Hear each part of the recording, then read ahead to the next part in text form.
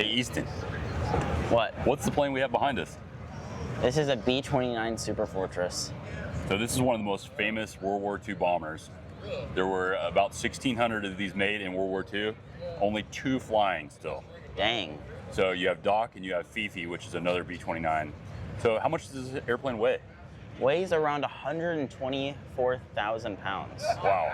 And how many pounds of bombs can it carry? 20,000. 20,000 pounds of bombs. Just over 140-foot wingspan, I think. Pretty impressive. Yeah. Should we go take a closer look at it? Let's go. All right.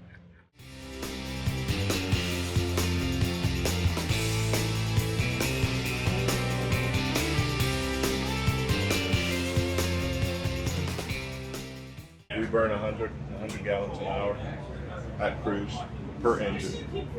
Per engine. Yeah, 400 gallons total. Only 400 gallons total Only an hour. 400. And about a gallon of oil. So when you guys So go there's to some external oil tank somewhere, right? actually, this is a fuel tank. Yeah. So what we did was we removed the bladders from in here. There's a 300 gallon bladder in here Yeah. full of oil.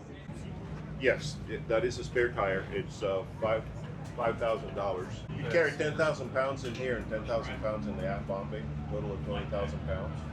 The nuclear device on the old silver plates were carried on this inside this bombay.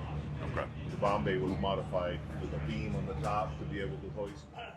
This is the forward portion of the pressurized plane. The B-29 was the first to have pressurized crew compartments. There were 2 of them. This hatch would have been closed during flight because we're not going to pressurize the bomb bay. So this would have been closed and pressurized. There's one at the end of this tunnel for the gunners. It was the same configuration. It was pressurized. And then the crew would traverse between the 2 through the tunnel. Wow. There is a 3rd pressurized compartment clear at the back of the plane for the tail gunner, but there's no connection from that compartment to the rest of the plane. So he was, once he got up in flight, he was there for the duration of the mission until they got to where they could get low enough to depressurize.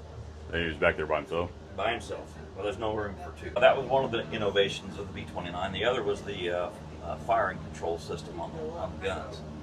No longer did you have a person pulling the trigger on a gun. You had gun turrets. We're standing in them. There would have been one coming down from the ceiling, one coming up from the floor. So there was 4 gunners in the back. There was a gunner up front, the bombardier. So they would assign the gun to the bombardier, and he would track the target, pull the trigger, and the computer fired the weapons. Wow. Back in 1944.